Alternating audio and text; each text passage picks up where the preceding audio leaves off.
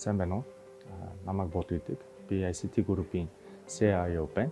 За өнөөдөр би та бүхэндээ хиймэл оюуны талаар товчхон илүү ойлгомжтой байдлаар тайлбарлая. За бидний амьдралд өдөр тутамд маш их бодох, тооцоох, шинжлэх, судлах ийм зүйлүүд өдөр тутамд бий болж байдаг.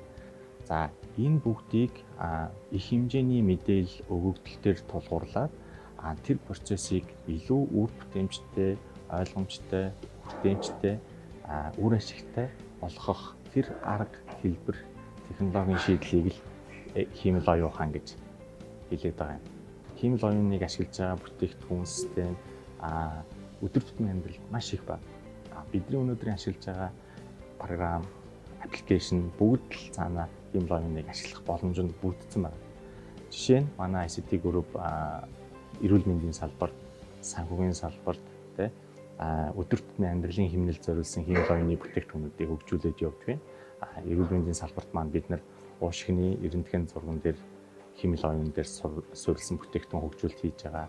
Санхүүгийн салбарт зээлийн скоринг, хүний амьдралын хэм маягийг тодорхойлсон хиймэл оюуны тооцоололтыг хийж явж байгаа.